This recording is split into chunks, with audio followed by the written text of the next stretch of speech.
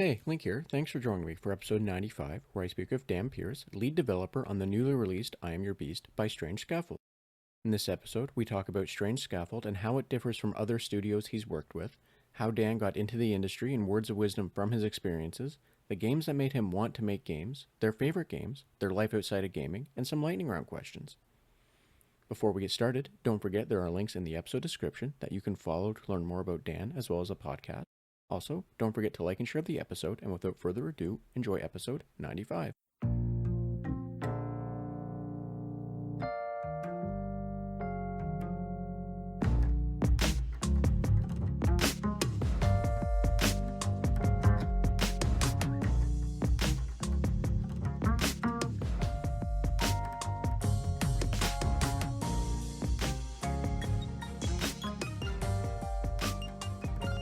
Hi, and welcome to the Red Tunic Podcast, a podcast where I look to rediscover what makes gaming fun and enjoyable by having positive conversations with those related to the industry. My name is Link, and today I'm joined by Dan Pearce, previously contributed to 10 Second Ninja, and currently working on, as of recording, the upcoming I Am Your Beast at Strange Scaffold. Hi Dan, how are you doing today?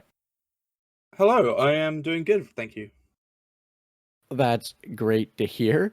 Now, Dan, before we get started, if you don't mind, could you maybe tell me and anyone listening just a little bit about yourself, so we kind of have like the elevator pitch or what have you to who you are, so that people get quickly up to speed about the important things that you feel need to be known. I like the idea of an elevator pitch for who I am. Like I'm getting into an elevator with someone and being like, "I'm Dan. What's up? Here's the rundown." The rundown is my name is Dan Pearce. I'm a game designer and programmer, and a few other bits and pieces because I don't know when to stop trying to learn things. Um, yeah, I've been working in the games industry for I guess like 12 years now, depending on how you define it. I got started pretty young. I guess my start in the games industry actually was in 2010 when I was very very lucky and I won BAFTA's first YGD award. And from then I networked in games, started making my own games, ran my own studio called Four Circle Interactive for about 8 years. And since then, I've been working as a contractor, doing bits and pieces, theoretically all over, but for the past 2 years, solely at like Strange Scaffold, which has been a dream. It's been an absolutely wonderful experience, and I hope it continues for the foreseeable. So thank you for sharing that. And I do want to ask this. Usually I try and focus more on the person as opposed to like the studio or what have you. However, in this case, I just want to ask this. um, what is it? Historical questioning be damned or whatnot. But Strange Scaffold, from the outside at the very least, from how it's presented, the I'm trying to think of the most appropriate word to describe the catalog of games. Varied, unique. Eclectic. Yes, The word I use. eclectic works very good. So working at such an eclectic studio, I'm wondering how that has um, juxtapose, that's the wrong word, how that's compared or what have you to working at any other studio. Just because, like I said, from the outside looking in, Strange Scaffold is a very unique and interesting, eclectic, screw it, studio that puts out those games. So yeah, I'm just wondering, like, how is how has that been in your experience from every place else to that?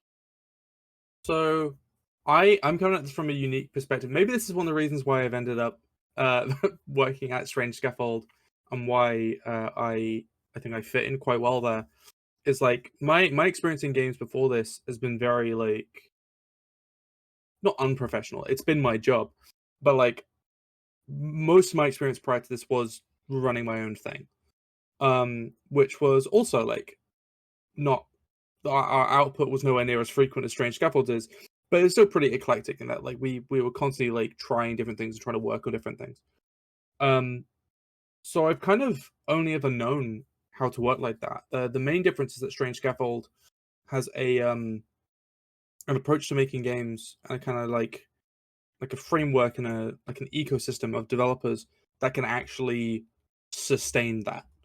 Like most of the designers I know want to work on tons of different genres and have want to approach games in tons of different ways.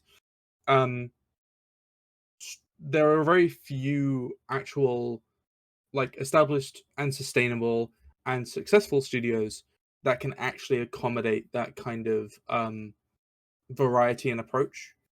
Um, Me and the studio's head, Zalavan Nelson Jr., who's former guest of the show, um, like we're quite similar in like a lot of ways. The the most prominent one probably being that like I'm undiagnosed, but like I'm pretty sure I've got ADHD. And I think our approach to work for both of us reflects that quite strongly. Like it's very difficult to have a conversation with Zalavir without having like two or three new ideas. I did an interview, some interview questions like recently, and the, the questions were sort of like along these lines, and um, what I kind of said there was just like a lot. So sorry, there was a specific question about like where does like a Strange Scaffold project come from? Like from inception to release, like how does that process kind of work? The answer I gave was like a lot of the time it's just someone riffs with Zalavir and they're both joking, and then accidentally a sincere game pitch evolves, and then Zalavir pursues that, and then I get involved. So like I completely understand that. Like I think if you get any creative people together, you do have this kind of this melting pot where it's like it's really really hard not to end up with just like a ton of new ideas coming out of it. The amount of times I've been obsessed with like a prototype or something for a week just because like I had a conversation that made me feel particularly inspired, and then 2 weeks later I'm like, oh, I have no interest in this anymore. Um, like that kind of constant like ping ponging of ideas. Uh, I think is very common for creative people, and what Strange Scaffold does is actually create an environment where those ideas can like ping back and forth, and actual games that people can play come out the other side of it.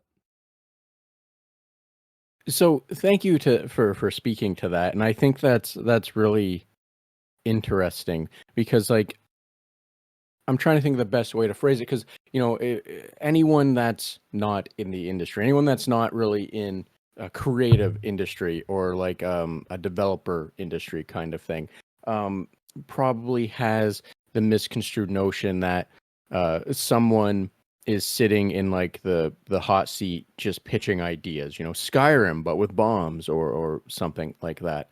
And like from the outside looking in, you probably people are like, oh, that's a good idea. You should work in games or whatnot. And anyone that's knows the industry slightly is like, that's not how that works at all. Go away. That's not like that position does not exist. That position does not exist, and not only that, but people who are already working in games, like in like more junior roles in marketing, in QA, in like anyone related to the games industry, has like 10 ideas like that. We can't make Yeah, all of them. Like it just can't. Yeah, it's a shame. It would be lovely if that was the case. yeah, yes, and not to like dunk on the person that thinks like they can be the idea man or what have you, but it's really interesting to hear that uh how the games or the prototypes I should say, because we don't sitting here talking right now have no idea how many would be or could be games have existed or are now just a prototype or like a notebook jot down or whatnot. But it's really amusing to hear that like the idea portion of Strange Scaffold just seems to be people joking around, making riffs, and then someone going, "Wait a minute, that could probably work, right?" And then like making a prototype to it. Like I don't think I've spoken to anyone or heard of anyone else in like an actual studio, because indie, more indie kind of things, being unique in the sense that like one or two people are going to do what they want to do, right? Versus a studio, even a small studio, is not going to just be one or two people doing a thing, right? Sorry, that probably is a weird jumble of words. It doesn't make sense. However, it's nice to hear, or it's interesting to hear that like it's just people making jokes and then someone going, we could do that with the game, like for click holding or I mean, the usually most these do stem recent. from what this is really is. Strange Scaffold is a studio where, in the kind of example you mentioned, like the hot seat, essentially what what Zalaver has done is created an environment where he has earned the right to be that person and to be like, what if we did do a game about this? And then like he actually has the discipline and the insight to turn that into a structured pitch that could become an actual game. At which point everyone else then weighs in and we add our own bits and pieces to them. Right, yes, and I thank you for elaborating. I think that's the right word in that in that sense. But no, but thank you for that. It's like I said, it's Strange Scaffold, from the outside looking in, is a very eclectic and a very interesting uh setup, right? So thank you for sharing and shedding a little bit more light into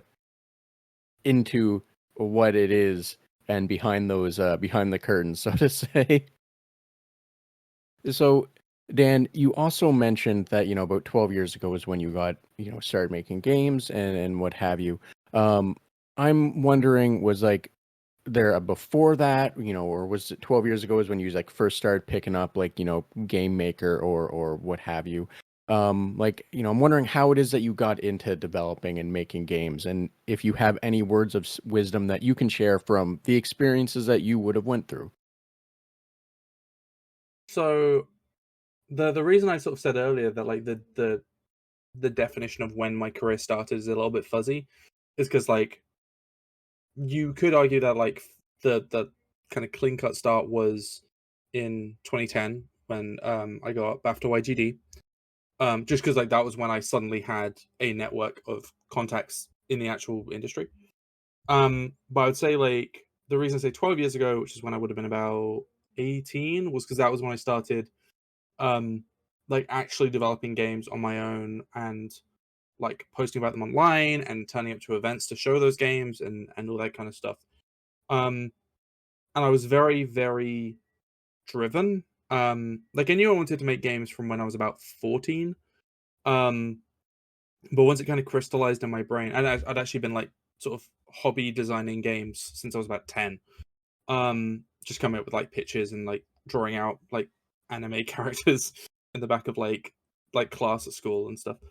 Um, but like once it kind of like twigged in my brain, like, oh, I really would like to just continue doing this forever. Like this satisfies a part of my brain that like I don't think another career could. Um, I suddenly had this kind of sense of like, okay, well, I want to make games, is what children say. Like it's if you ask like a 6-year-old what job they want, they'll say like astronaut or like that they that they want to be like a footballer or they want to make video games. It's one of those jobs. It's one of these jobs that sounds like a ridiculous childish thing that like people can't actually do because it's either um like not sustainable or because it's so competitive. Like, well, yeah, obviously you want to make video games because everyone wants to make video games. Um and that kind of gave me a sense of kind of I guess like purpose and discipline that I otherwise had not had in my life up until that point. Um, and what that did was make me very stubborn. Um, Hopefully not stubborn in a way that makes me a bad collaborator in any way. Like I would hope no one who works with me now would describe me as stubborn, but definitely stubborn in the sense that like I I knew I wanted to make games and I was going to find a way to make that happen no matter what. Um, I actually saw a post recently about this where it was like it was an Instagram, it's like a comic. Someone saying like people always ask me like, how do you get into being an artist? Because it was an Instagram art channel, art account. And then the first bit of advice was just like, give up, like don't bother. And then like the second slide was like, okay, good, you've ignored that advice. That means you've got like the actual drive to do this. Next bit of advice: give up, don't bother. And it just kind of kept doing that. And I do think there's sort of something to that, not in the sense that like I don't want anyone to feel discouraged from making games or doing anything, but I think there is an importance in sort of stressing like it's especially at the moment like games industry is a really hard industry to get into. Creative industries in general are absurdly competitive.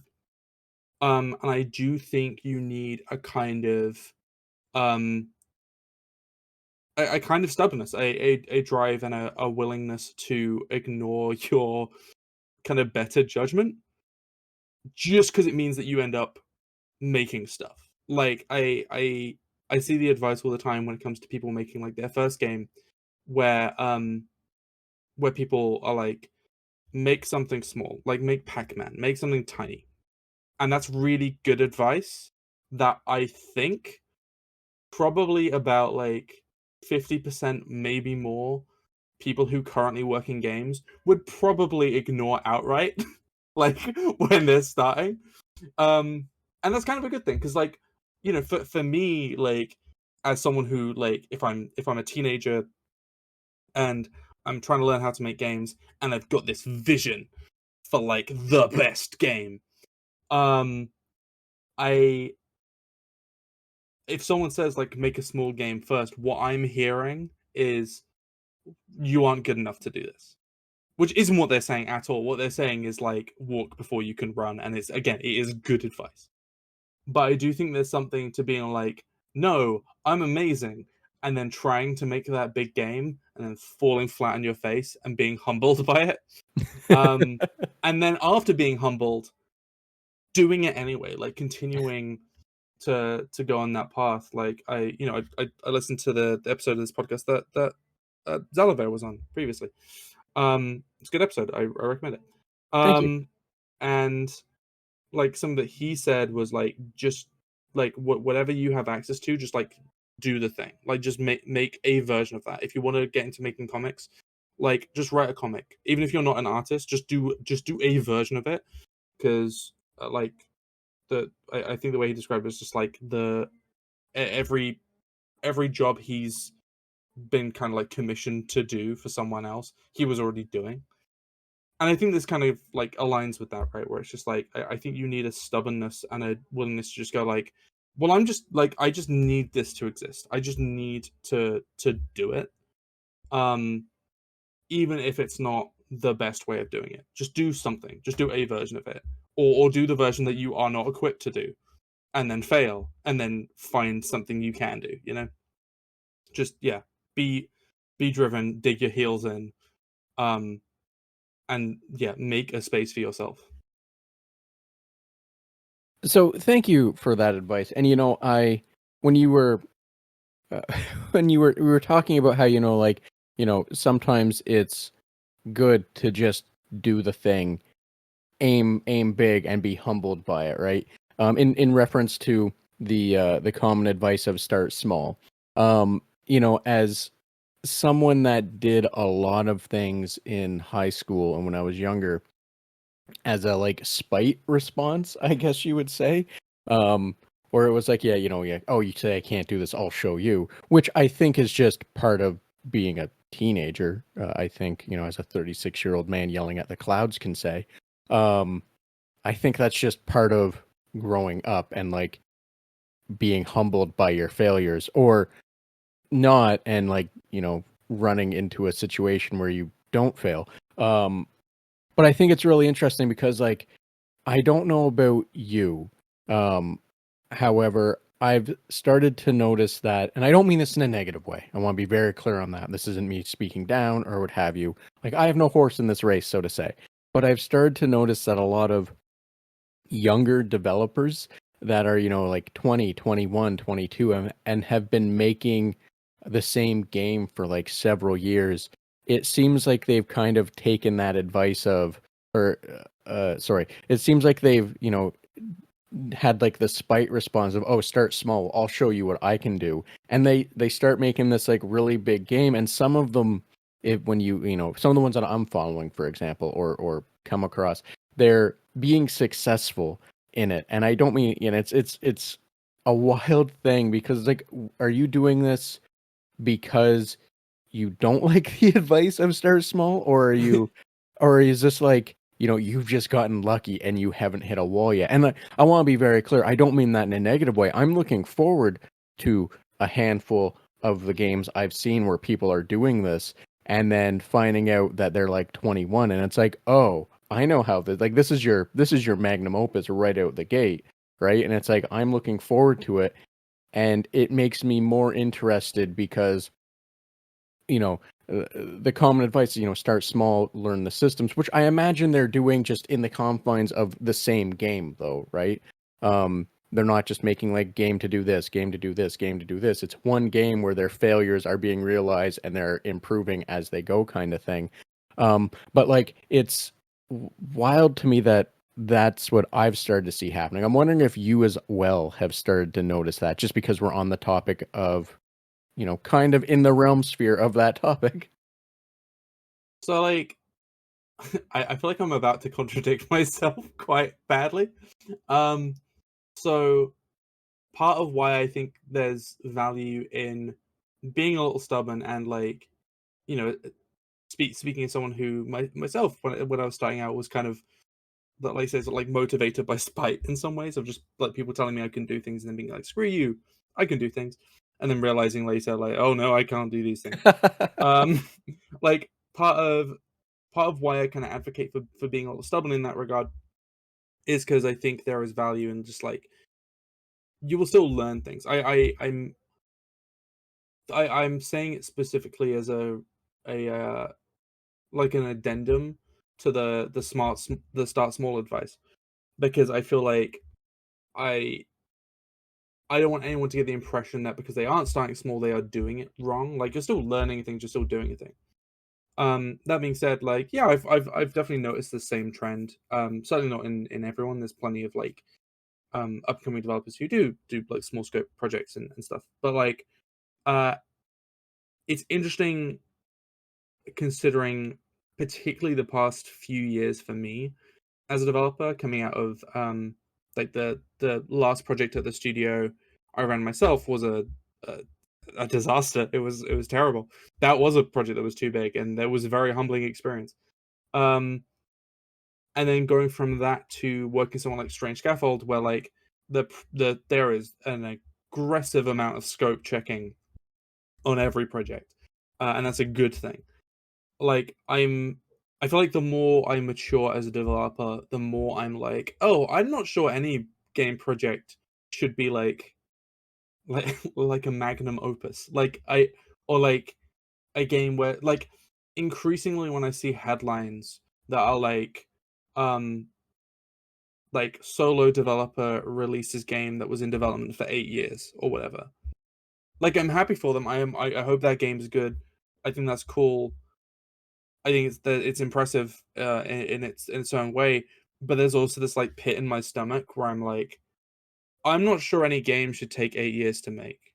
Like, I'm not sure any game should take 4 years to make. Like, I appreciate that, like, I'm coming at this from a very indie perspective, and there's a ton of like big budget games that feel like they need that time.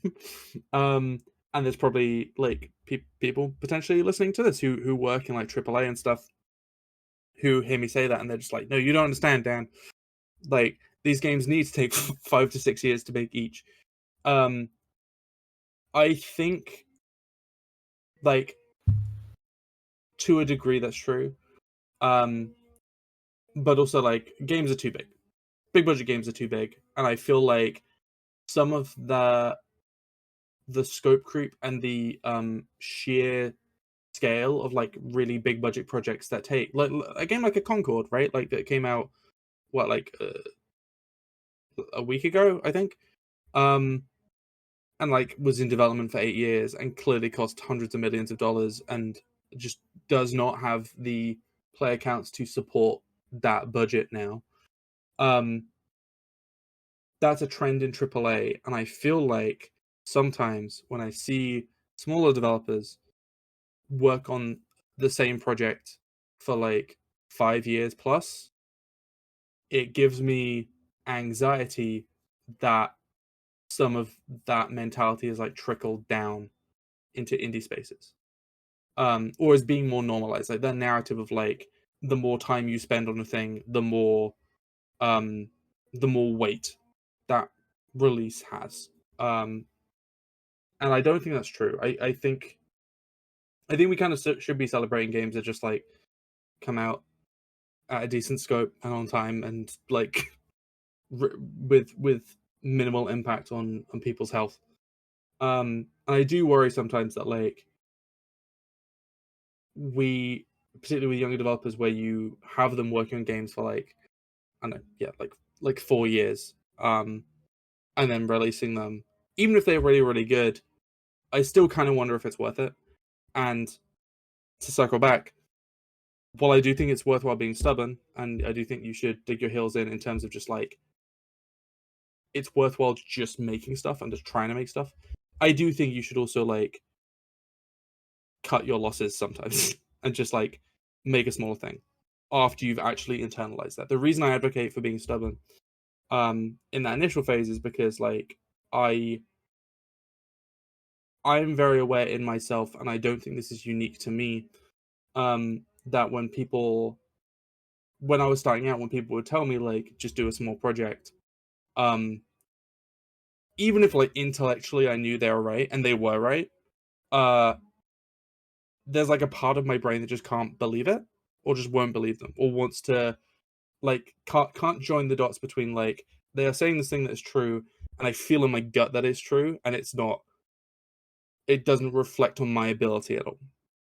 Um, and for me, I kind of had to do just like taking I just kind of had to take a swing for the project I wanted to do, and then miss, and then go, okay, now I feel why they were right, and now I can do projects that are more reasonably scoped. And yeah, I don't know. I have mixed feelings on this, as is probably coming through. So my day job is a developer. I have a degree in programming and a general degree in graphic design. So I have a unique perspective, or I shouldn't say that. I have a different reasoning for understanding for what you're saying on a few different fronts, is what I'm getting at, as what the preamble for this is for. And like it's so thank you for sharing all that. It's like I know exactly where you're coming from. I'm where I work.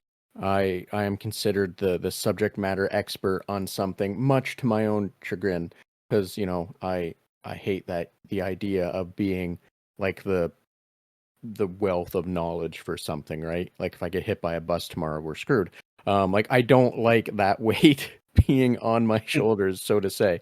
But what I'm getting at is I understand what you're saying, because like as a developer, you get quickly slapped by over ambition sometimes, and sometimes it works, and you have to step back and say like, why did this work? Because like everything should not have let it work. And anyone that's listening that's not like in development, I understand how weird that sounds, but it's one of those things where it's hard to explain that. But the short of it is, sometimes as you've experienced, sometimes you do something, you're like, this is not going to work. This is going to fail miserably, and it works efficiently or not, but it works. And then you try and iterate on yourself. But when the things that you are doing, because like best advice was not to do them, but you just like, oh, I know better. I think you're wrong. And you do it, and you get that slap across the face.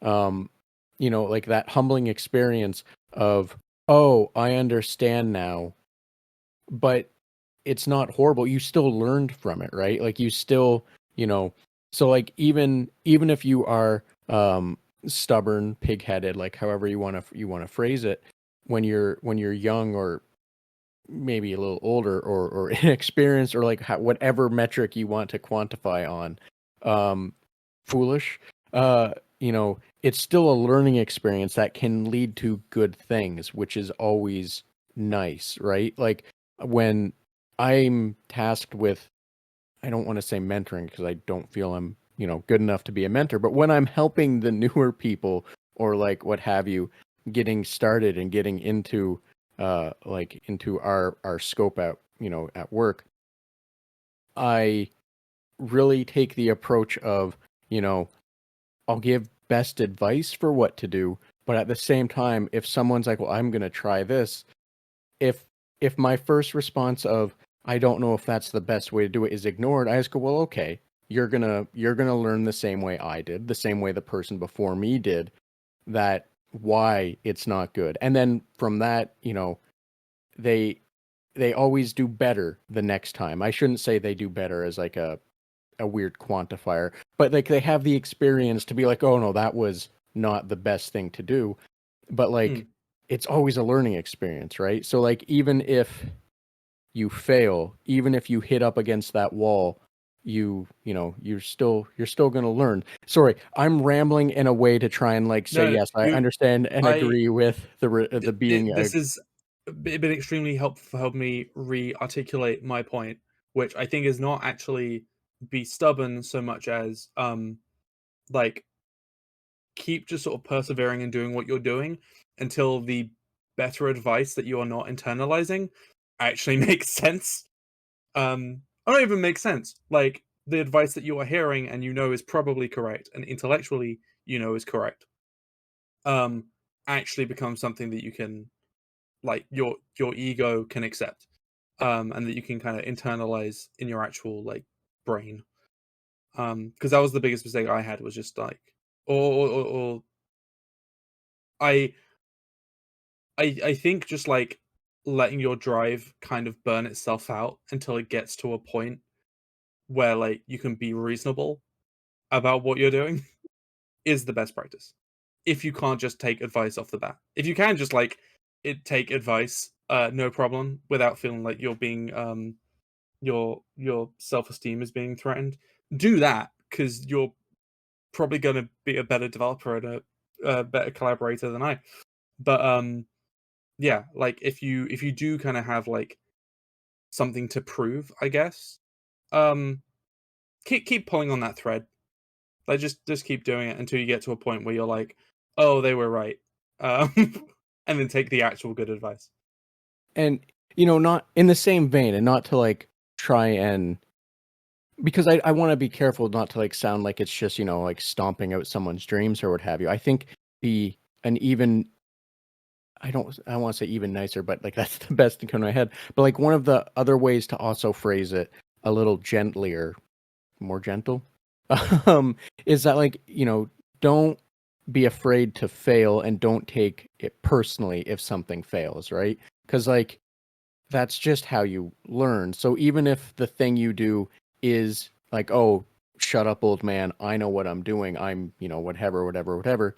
And this goes to me too. I fail at things all the time and say like, what the hell is wrong with me?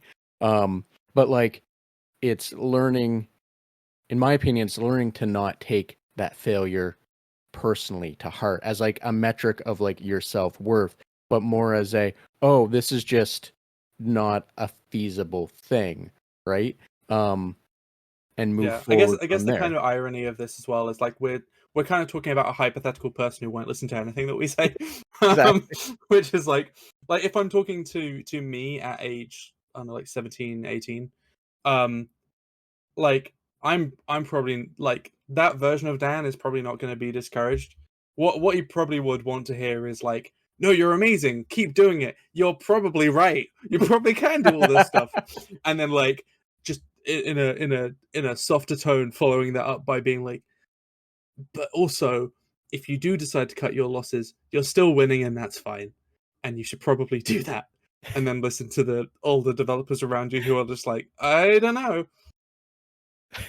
Um, yes, and before we move on, I would like to say the hypothetical person that I was speaking to was younger me. That's I in most cases my straw man is a dumber younger version of me, and it's the hindsight 2020 kind of thing. Like, maybe you shouldn't go out with that girl. It'll be a bad time. It's like one of those things where it's like any advice where I straw man someone, it's just me talking down to previous me, trying to save myself from running my head into a wall. Like take the sound advice, but you're right at the same time.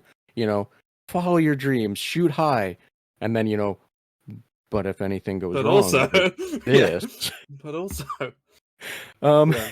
But anyway, Dan, like I said, not to pull on that thread much more. I do want to ask, because like you said you started when you were prototyping, you were making like theoretical games or what have you, however you want to phrase it, when you were much younger.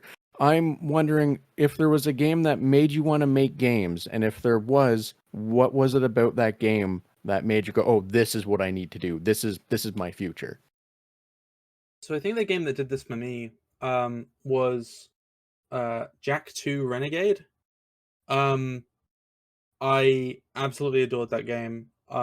As a 9 or 10 year old in the like mid to early 2000s, that game just felt like it had absolutely everything that I specifically wanted. Like, it's got like a hoverboard and guns, and it's kind of like GTA, but my parents will actually let me play it. And like the characters like say rude words sometimes, and that's exciting.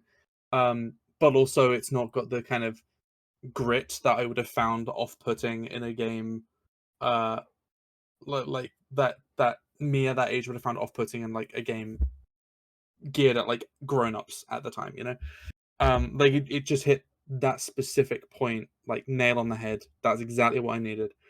And I remember just playing that and immediately um wanting to make something like it. Like I I it's embarrassing in retrospect, but when I was playing it, I remember lying to some of the kids I went to school with and being like, uh, I'm working with like I think it said EA or something. I was just like, they're making a game and I'm designing it. And then we would spend like break time, recess, just like spitballing ideas for this like hypothetical game I wanted to make, which was just Jack 2 again, only the main character had blue hair. Um, and that was sort of like my first game design experience, was just like spitballing in the playground with these other kids and just like coming up with ideas and like drawing tons and tons of drawings and making notes and just finding that experience incredibly gratifying, and sort of approaching it in the same way that you would like when you're a kid. You're like, I don't know if this is true for everyone actually. I know it was true for me. It was true for my brother and sister. Um, where you'd be like, I'm gonna design my dream house, and then you'd spend like a week just like drawing pictures of houses. And you're like, when I grow up, I'm gonna live in this house. Um, and that's sort of what I did with game design, where it's just like, when I grow up, I'm gonna make this video game. And Jack 2 was the sort of genesis for that, just because it was this. That's when I sort of um probably developed a lot of my worst tendencies as a designer, actually, because like I really saw Jack 2 as this just sort of like bucket of things that I liked. Uh, and it meant that when I started out designing games, I very much had that same mentality where it's just like, what's a bunch of things that I like, and then I'll just put them all in the game. Um, rather than actually thinking with more insight about like the design and how mechanics work and what is gratifying or scope or any of these things. Um, but that kind of like blue sky thinking, um, and just like wanting to make a game that made me feel the way that like Jack 2 did. That was kind of the genesis of everything. So, thank you for sharing that. And I particularly like, they said rude words and that was exciting. Like, It was so cool. They're not even like particularly rude words. It's just like, because the characters look so. I'm not gonna say any of them because we're trying to keep the podcast clean. But um, they're not even like the bad ones. They're like the kind of acceptable cusses that like you would get in like a PG movie. A PG. You have a PG over there. People know PG. I'm not sure if that's a UK certification thing, but like it's like acceptable for like a 7 or 8-year-old. It's like one tier below like MCU level like cuss words. But it was also because the game was presented with its animation style that really felt very like specifically like Disney at the time that game would have came out. So like Treasure Planet, Atlantis, that kind of like visual approach, or like DreamWorks stuff as well. Like you weren't, I wasn't braced for like seeing a character like that say like a really soft cuss word. Um, and that like blew my mind. So, you know, um, yes, I understand what you're saying. Like I'm trying to think of the best way to put it. They disregard that sigh or what have you. But like I understand what you're saying. It's like when you're younger, the first thing that you get to do that has like this air of maturity, whether or not it's a valid like perception or what have you of In this case, it maturity. really wasn't. But like that first moment of, oh, I'm doing a mature thing now. It it can be like a really wild experience that like in this case really just opens up and broadens everything that you're trying to or you're wanting to do all of a sudden. It's hard to like properly uh conceptualize or explain the conceptualization of like the light bulb turning on or what have you. But like no, I know exactly what you mean. In my case, I don't remember what it was. Probably, and it's probably something stupid. um but like I very much understand what you're saying, like that moment of, oh, this is a mature thing, and like suddenly light switches going on and dots connecting and everything. So thank you for sharing that. And like for what it's worth, that game was a lot of fun. It was real I good. I stand by it. I think it was the best of the three. And I know people who love Jack and Daxter will not agree with me.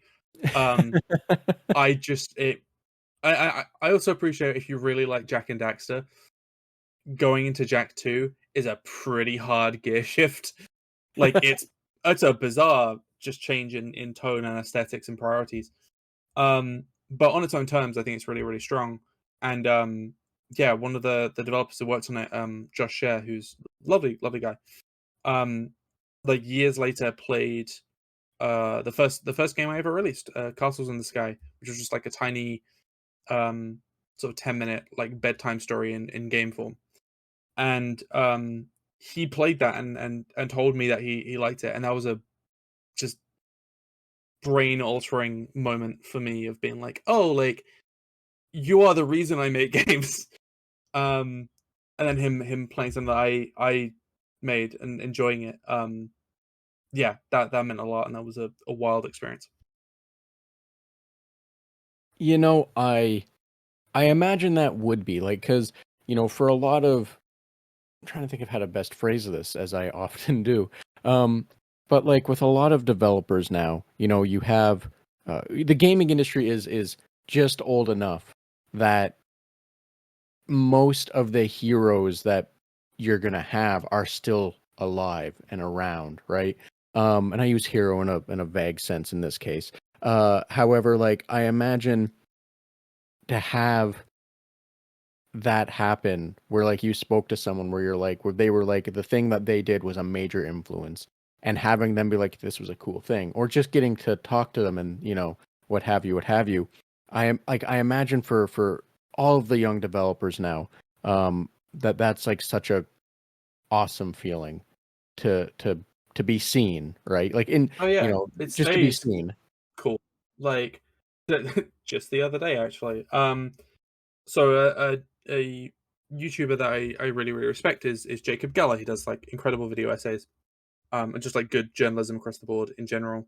A lot of our current project, I'm Your Beast, like uh, a lot of like the early part of this year was me listening to Jacob Geller's podcast, Something Rotten, And like the other night, I got a DM from him because he has access to the pre-release build of I Am Your Beast, and he was asking me questions about it.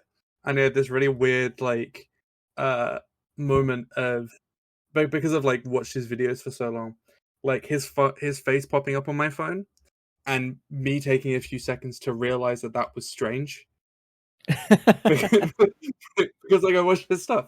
I was just like, oh, Jacob DM'd me, and then I was actually just going to bed at the time, so I put my phone on charge and I put my head down on the pillow, and then a few seconds went by, and I was like, wait, no, why was he DMing me? And it's because he had questions about the game. He was enjoying playing it. He's been very positive about it. It's been lovely. But like that's one of those as well where I was just like I'm like I don't know how I would like specifically like kind of order my like sort of like top 10 like voices, like critical voices in video games, but like Jacob's in there like for sure, like probably top half. And that, yeah, like I say, like that's just been a bizarre experience, and I think it would be wonderful for yeah, like any developer to get like at least a few moments like that, because it always feels really special. Which, I can imagine is a wild thing, right? Like, like you said, it's special. I don't think I want to try and pull that thread anymore because it's going to be circular at that point. But yes, no, I understand how and why. And like, it's nice that we are in an era where that is something that can actually happen, as opposed to, when I first started playing video games, like I said, I'm 36. That would have been like in a letter to Nintendo Power that most likely, or PC Gamer or what have you, which most likely was not going to be having the response from like the person you were sending it to, or what have you, what have you, what have you. So like, it's nice that we're in an era where good things like that can happen, and I hope and wish for more good things like that to happen instead of uh you know negative things. Sorry, I'm trying to trying to dance around, idiots sending mean messages to Yeah, devs because they're being idiots. people are more accessible than ever, for better and worse. Yes, there we go. That's the crux of what I was trying to say and failing at. Thank you.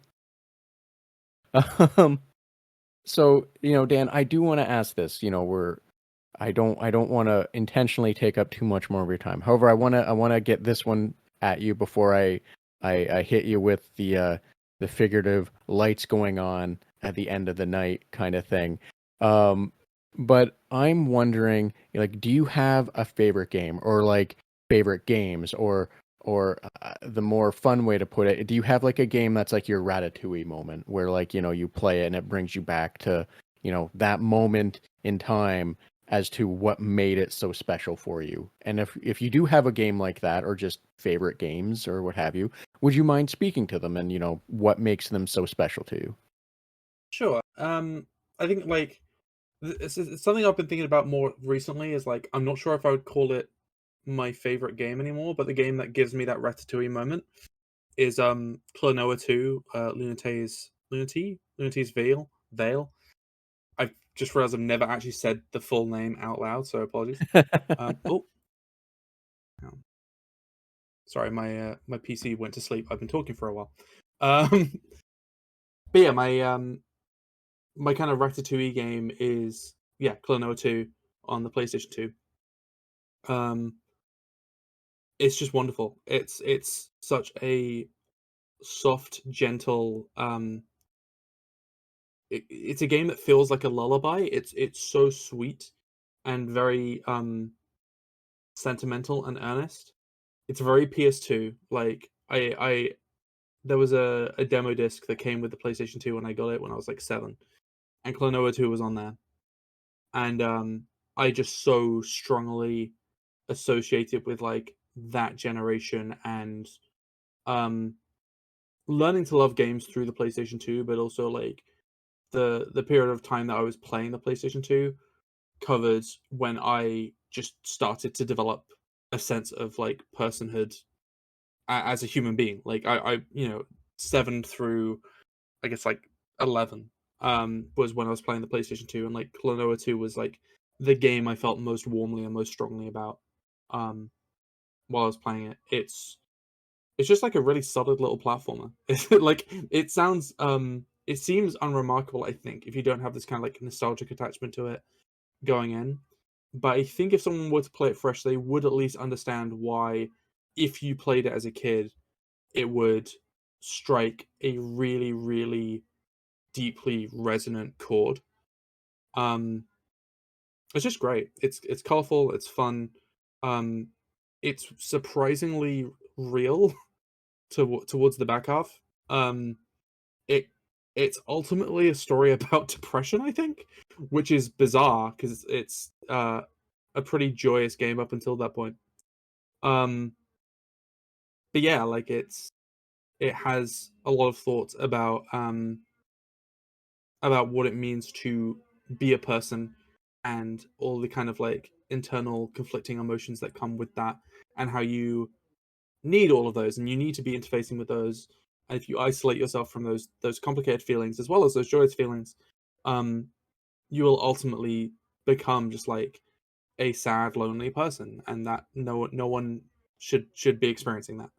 um yeah, it's very sincere. I love it.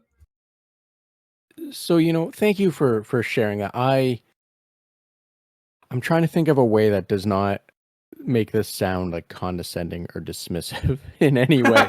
Um, but no, so the reason I preamble is I haven't personally played Klonoa 2. So like I am largely unaware of its story beats of it as a whole. I played a little bit of 1, 2 is like it's on my radar to do, especially with the re-release that happened in the last remaster, what I have you. really wish that the remaster was like a tiny bit better. I think some of this could be nostalgia talking. I very genuinely think the PS2 version uh just looks better and plays better. If you can dig out a PlayStation 2 and play it on the PlayStation 2, I do genuinely recommend it there rather than in the remaster. But it's still worth playing. It's still a good game. So as someone that is currently setting up Emu Deck and such on their Steam Deck, I'm sure I can find a Oh, that's copy. 100% the best place to play it. um, I've been replaying it recently. I've been doing it on my Steam Deck. It's great. um, but yes, sorry. But no, thank you for that. Yeah, I'll make a note of that one because I actually looked at looked at the possibilities of that. I'm like, well, I have my partner owns it on Steam, the remaster. I'm like, yeah, that should be okay. However, I'll take a look at that. However, the what got me into like preambling with I haven't played it. I will take I will take what you said and trust that. And when I do get to it, I'll be more cognizant of um, the things that the theming and such that you described. And I don't mean this in a negative way, but when I play games, I am more on the side of the gameplay than the story beats when it's a game that's not like an RPG, right? Um, because that one's gonna, lore dump you, knowledge dump you, whatever. It's kind of hard to ignore story beats in an RPG versus others. However, with that in mind, for what you said, I will, thank you, because I will be more cognizant of the story being presented and the themes being presented, and not sort Yeah, of I mean, uh, the game is first and foremost just like a really tidy, nice little puzzle platformer adventure game. I just also think this the things that the reason I mention the story stuff is mostly because I think the game has a very specific tone. That I think you probably will be even if you're not sort of like looking at themes and story and stuff. I think the tone will come through very, very clearly. Like it's got a really it's got a softness to everything that I think is very apparent very quickly. Um, the thing for me is more that like I think the reason it's my kind of Ratatouille game is because like I probably played that game through in its entirety about 7 times. Um, and it's those last kind of beats and the kind of sentiment of that I think um that's the part of the game that's kind of like evolved differently in my brain as I've gotten older and I've played it more times. So I'd be interested to see like, yeah, how you get on with it. Yes. Yeah. Sorry, I don't know how to follow up from that one exactly. There's a few. Yes, thank you for elaborating, and I will be aware of what I'm going into. Sorry, I'm trying to think of the best way Yeah, to say I understand without be being dismissive. receptive to pick up what it's putting down, basically. Yeah, yeah. But no, thank you for throwing that out there because well, one, the PS2 version you thinking is better, which is I'll look into that one, especially because I'm well equipped to do that right now. But no, but just being more receptive and being aware of it and not playing it um oh hey, I have like Columbo playing in the background as I play this game or what have you, as many of us are apt to do when we're playing a game that's not demanding too much of you on the story front or what have you, right? To have to be min-maxing your time with other things, I I guess. mean, it would probably pair okay as like a Columbo background game. Just pause it during the cutscenes and then go back to it. Maybe, that's also some good advice. Thank you. Uh, but Dan, as I said before, I don't want to be stealing all of your afternoon for you.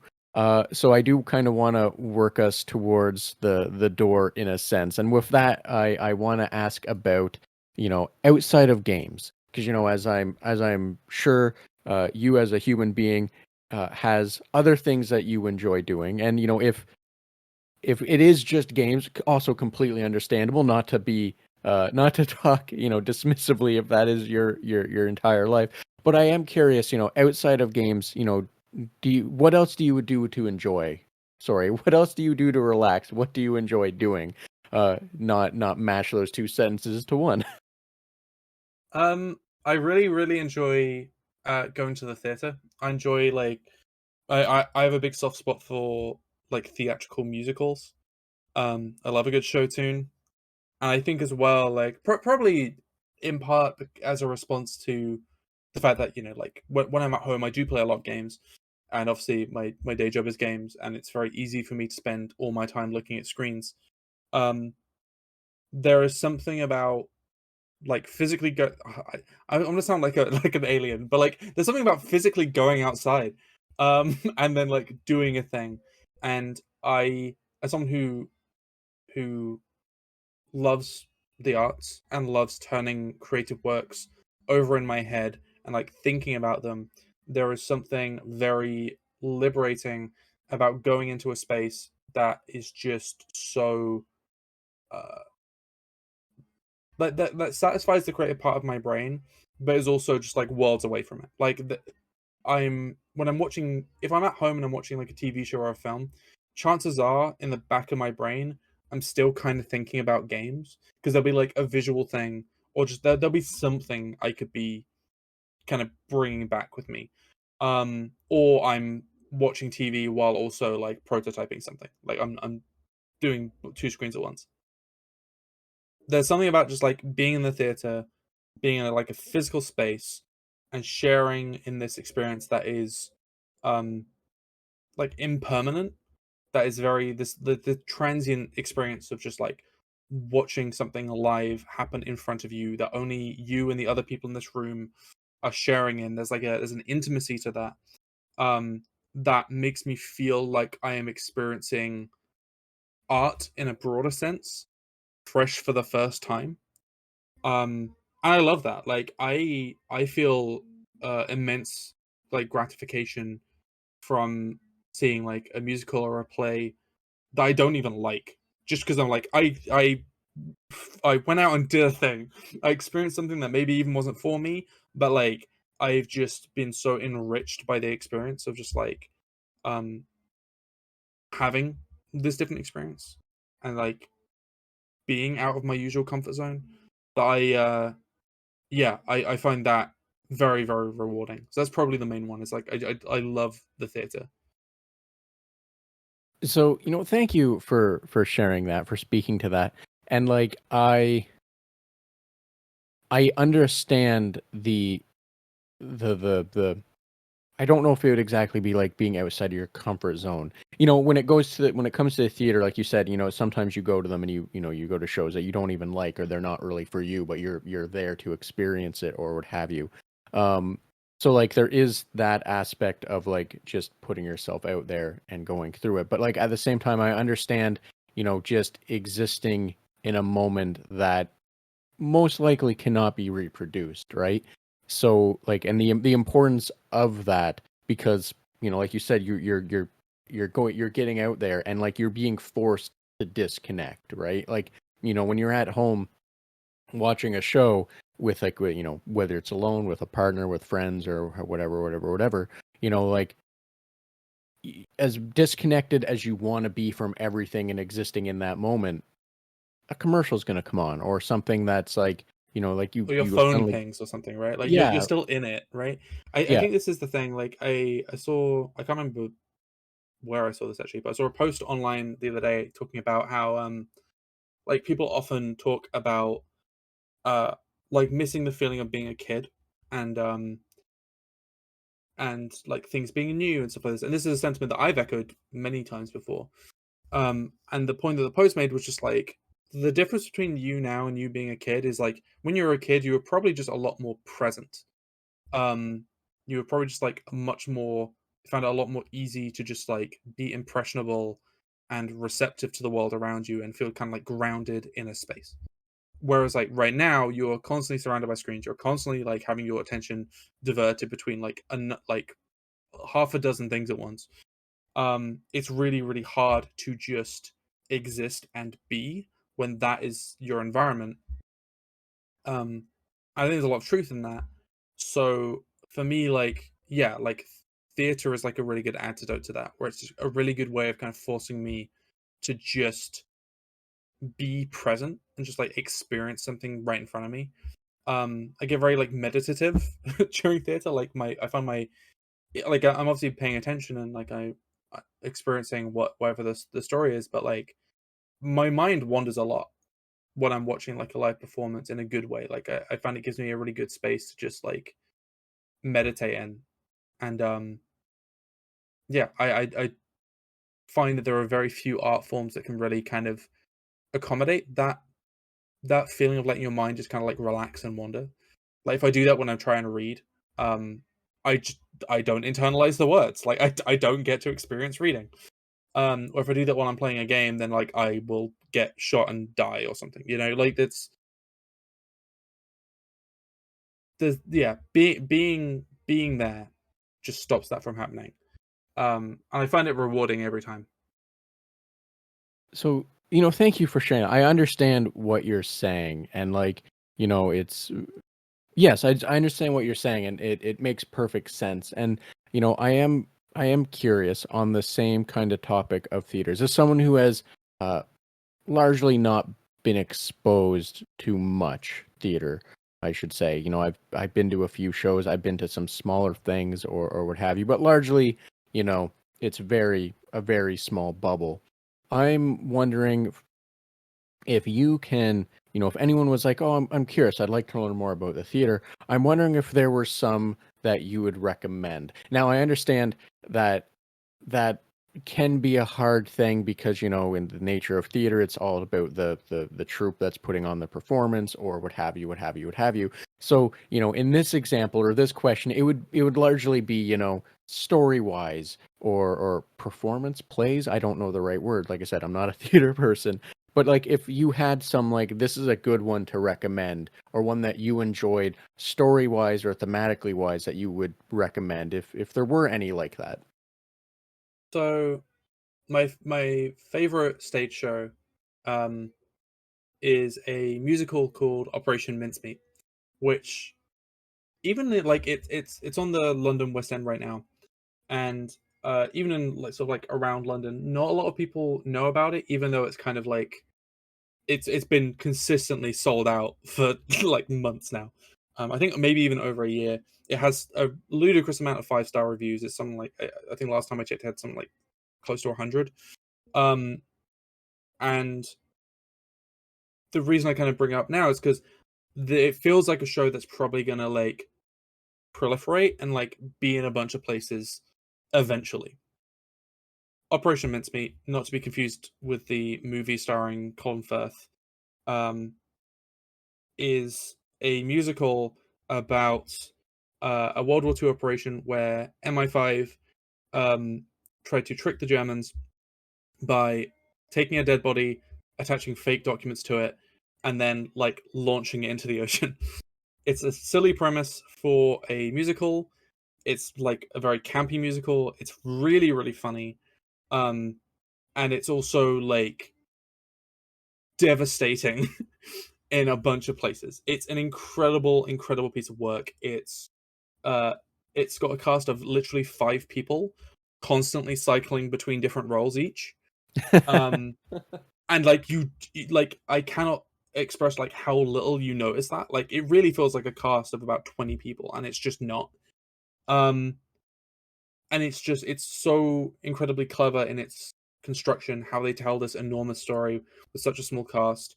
The the the amount of just like sentiment that they get into that show is just wonderful. I've seen it about 6 times. I saw it for the first time during a really tiny run at a theater called Southwark Playhouse, which is literally like I think it can accommodate something like 80 people. Like it's really, really small.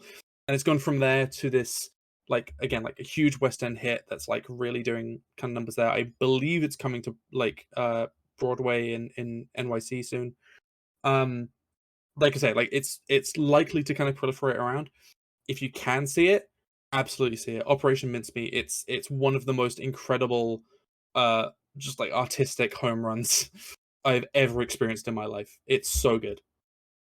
So, thank you for sharing that. I made a note of that. Like I said, I'm not a huge a theater person. However, I'm not against the idea of doing new things and getting out of my element. So thank you for that. And if I have the opportunity, if such a thing arises, I will be in a position to say, "Oh yeah, that Dan Pearce guy. He said it was a good time. We should look at it." So thank you for that. If that ever happens, please take the leap, because like it's probably the thing like out of any piece of art I know, I'm like I would recommend it to anyone. It's so good. Again, thank you for that. I'm going to be sure to mention it. And if, like I said, if the opportunity arises, it'll be easily on, the checklist or however you want to phrase it of things to strongly consider. You know what I mean? Mm. Now, Dan, as I said before, I don't want to take up too much more time. I do want to work you towards enjoying the rest of your Sunday. Yes, today is Sunday. Sorry. Enjoying the rest of I, your I'm Sunday. I'm already enjoying it. I'm having a great time. Awesome. Thank you. I'm happy to hear that. Now, with that in mind, I hope that continues because I'm about to hit you with some lightning round questions, and these are Okay. random, nonsensical, no judgment. Just answer however you feel fit. So yeah. I'm So so nervous. hopefully the vibe continues. So am I. I'm always nervous with these, even though I know they are generally not heavy hitting things. However, to get us started, what personality traits do you feel a pet dog would need to have the name Fox McCloud? So I don't know if it counts as a personality trait. It needs to be able to do a barrel roll, surely. It needs to be able to just like do little roly polies. Um, otherwise, why call it that? Um, ideally, it needs to be able to shoot lasers out of its mouth. Um, other than that, like again, not really personality quirk, but like I feel like if I had a like a dog called Fox McCloud, I'd give it like a cool jacket. So, to summarize, a dog that fits in a bomber jacket, shoots lasers out of its mouth, and knows how to do Hmm. roly polies. Yeah, I don't think that's too much to ask. I think that's very, very minor things, easily trained. So yes, perfect answer. Thank you.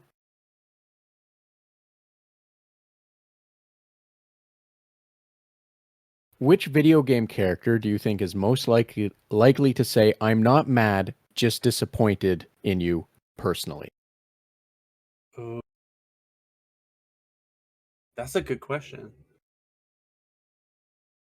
Sorry, this is supposed to be lightning round, and I'm drawing a complete blank. I'm trying to think of games that I played recently that would have this effect. Um, See, the thing is, I was about to say like the game I've been playing most recently is like Final Fantasy 14. I'm like, that's got a wide cast. Surely someone in that would would would have that response. Most of the cast of the game is really really nice. Maybe Emmett Selk from Shadowbringers. That whole game is basically him to the cast, but also just like humanity in general, being like, I'm not mad, I'm just disappointed. Uh, he's disappointed in the human race, but I'm part of that. So probably Emmett Selk from Final Fantasy 14 Shadowbringers. Thank you. That is a good spin on it. It's not just you, it's everyone, but you Yeah, it's are holistic. everyone. We're all in the same boat. So one more for you. Which game character would you happily sit and watch have a 30-minute Dragon Ball style power up? Just like a really hype like sequence of just like watching them get more and more powerful. Um, that's a good question as well. This is like I don't know why my brain's gone here, but like the main character, I believe her name is May from A Short Hike. Just because like that whole game is basically you just powering up over the course of close to half an hour as you collect feathers and can fly higher. So I want to see how high she can fly by just being aggressively barraged with feathers for 30 whole minutes.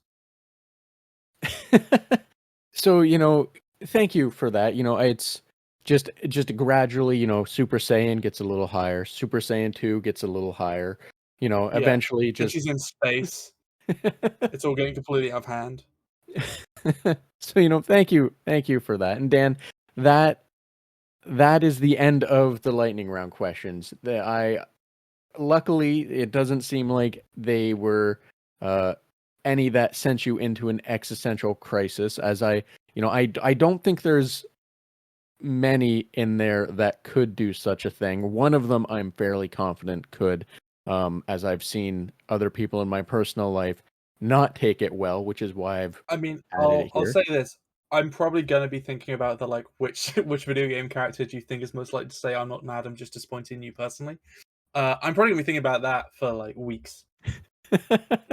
You know, if anything, if any takeaway from this can exist, I'm happy to know that it's going to be a lightning it's, round it's question. it's That's gonna the be thing that me sticks turning the over most. in my head who I've disappointed. Exactly, right? Exactly. um and hopefully it doesn't really just end up being bad 90s translations kind of thing, like what is a man but a filthy pile of whatever. I always forget it, but you know what I'm getting at. um Yeah. but Dan, as I said, I don't want to take up too much more of your time. I don't want to steal more of your Sunday. I want to let you have some downtime, more relaxing time, what have you. However, if there was anything else you did want to discuss, a cool game, what you're doing, something you feel more people should just be aware of, one of the questions that, we didn't get to that you would have liked to, by all means, the floor is yours. As well, please let everyone know where they can find more information about you, which I'll also include in the episode description. Sure. So, but because of my brain is on it now, because I just mentioned A Short Hike. A Short Hike is the game that is tied with Klonoa 2 in my brain right now for like my favorite game. Um, I absolutely adore it, and it's probably the game that I would like most strongly like. Whenever the like the question comes up, it's like if you had to recommend a game to someone who doesn't play games, like what would you pick? I think A Short Hike is mine, where I'm just like, I'm pretty sure you can sit someone down in front of this for like 2-3 hours, and they're gonna have just like a complete, wonderful, uh, meaningful experience, and I absolutely adore it. So I'm basically just gonna use this as an opportunity to say, like, if you haven't played A Short Hike, play A Short Hike. It's maybe the best game ever made. It's wonderful, and I adore it. Aside from that, my Twitter is at Game Design Dan. Twitter's having a bit of a weird day today because it's been banned in Brazil. So if you are part of the Twitter exodus, I'm also on Blue Sky, which I've, as of today, made a commitment to post on every single day for at least a month, just so I can get into the habit of actually using it. So my Blue Sky is at gamedesign.bsky.social. I'm currently at work on I Am Your Beast with Strange Scaffold, as has been mentioned. That's coming out on September 10th. It's a FPS that is, I think, really, really good. We had a very, very positive response to our Steam Next Fest demo, which is back up as well, I think, for at least maybe not at the time this episode comes out, but like 2 more days. It's up until September 3rd. But yeah, like I'm Your Beast. I'm really, really proud of that one. I don't want to count my chickens before they hatch, but it's a good game. You should play it. At the very least, like check it out when it comes out, because yeah, the whole team has just absolutely killed it on that, and I can't wait for more people to get to play it. So, thank you for that. Sorry, I say that a lot, and sometimes I say it, and I'm like, that's just the Canadian in me. It's like the apologies and the thank yous for things that may or may not actually be contextually appropriate. There's like a split second where I need to like figure out how to interpret it, where it's like play I Am Your Beast, and you're like, okay, thank you for that. It's like, oh no, was I not supposed to? Yeah, sorry about You're that. No, processing. it's just I say it, and every now and then when I say it, I'm like, you're just being Canadian. You gotta be better. Um, be a little more American. Be a little. Sorry, I shouldn't. I don't know I where I'd mean, go about. I'm British. We're also very, very polite, but also very rude. So I think Canada is at least like polite without the asterisk of also being rude, and the world hates us. Um, yeah, there's definitely some jokes that could be made. Um, that Let's not the time, not the we're place. trying to wrap this episode up. Let's not get into like a whole thing about like the perception of different world states. Yeah, exactly. However, to speak quickly to I Am Your Beast, I played the demo at the Steam Next Fest, what have you. I had a blast with it. I'm by no means any good at it in the sense of those wild speed runs that I think some people for like certain levels were getting negative times because of how things work. I don't know, but what I'm getting is from someone that is not huge on the speed running of things, um, it doesn't concern themselves with it. I enjoyed what the demo had. I enjoyed getting to play the demo and the not being pressured to have to go fast all the time, not be Sonic through it. I had a blast with it. Sorry, I don't know why I'm like putting all these weird like mitigators on trying to just say I had fun with it and I'm looking forward to its release. Thank you. Yeah, like it is like kind of a speedrunning game, but yeah, we have tried quite specifically to make sure that like you what we do want every player to eventually get like a high grade, like a good time. But we want the player to it's very intentional, like the player's supposed to have like a journey to get there and get to a point where they kind of like they play the game for a few hours and then they've realized like, oh, I'm John Wick, and like their skills have just developed as they've kind of yeah, like use the mechanics more through repetition. So I'm very excited to see the kind of runs we get in the full game. The negative time runs were certainly a surprise to us when the demo released. We all thought we were good at the game. It turns out the ceiling is a lot higher than we thought it was. Um, but yeah, but the game itself is still gonna, like the demo, be aiming for like a pretty achievable like manageable experience. And then if you are a speedrunning sicko and you want to try and get like negative times and stuff, fill your boots, break our levels, show me what can be done in our game. Yes, I imagine that, as someone who has watched some of those videos where people are, I think it's IGN that was doing it. I forget who was doing it, but they were getting devs on a call to watch a speed run and have them be amazed by it, be wowed by it.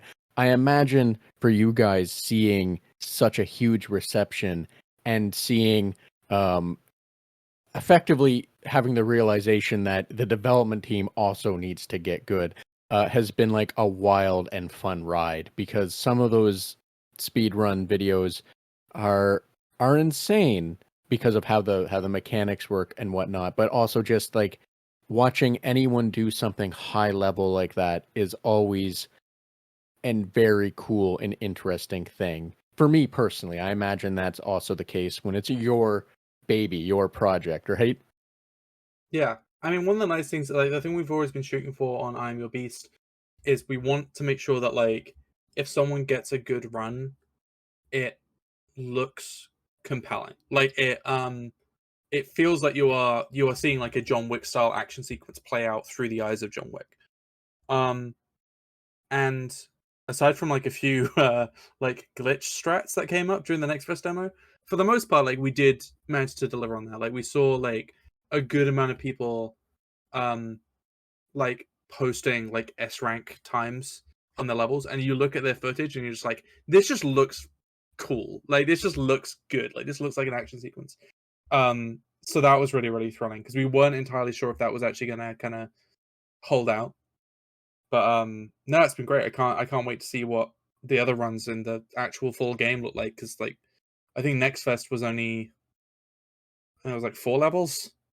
And the game itself has, I don't think we actually have the actual full number secured yet. But it's a lot more than 4. So yeah, it's going to be interesting to see like which levels people really connect with and like what those runs look like. Yeah, exactly. And I understand that, and I also look forward to it as well because, like I said, I am someone that enjoys seeing high level people doing high level things, and it's always just a wild ride. And like I said, I what I played of it, I enjoyed. I wish you the best of luck. Feels really weird to say given the industry right now, but I wish you the best of luck with I Am Your Beast full game coming out, which is happening soon enough. And like the future at Strange Scaffold, as you said that you are hoping that it gets to continue on. So I wish you guys the best of luck in continuing to make fun and eclectic games, Thank you. Yeah, I think especially with like I Am Your Beast, we've already been just like, I feel like we've had an overwhelming amount of luck already. So like I hope it continues, but like if like the incredible like Next Fest response was kind of our lot, like I'm also still pretty happy with that, just because like yeah, it's been a wonderful game to work on. Yeah, completely understandable. Like I said, it played fun and it looks like it's going to be a blast. So yeah, I'm hoping, fingers crossed, that it is as big of a hit as it deserves to be. Yeah, fingers crossed. Now, Dan, as I said, I don't want to take up too much more of your time. I've said that several times at this point, but this time I mean it. I don't want to take up too much more of your time. So if there wasn't anything else, I will definitely let you get on with your day. Awesome. I think that's it from me. Awesome. So, thanks again to Dan for making time to have this conversation with me. And thank you for joining us on the Red Tunic podcast, as well as a special thanks to Ronald Jankees for the use of music from the title track from Road Steep. Be sure to check out the episode description for links to socials, websites, and other means that will allow you to learn more about or support Dan and the podcast. And while you're doing that, like, share, follow, and whatever else you think makes the algorithm work. Thanks. Till next time.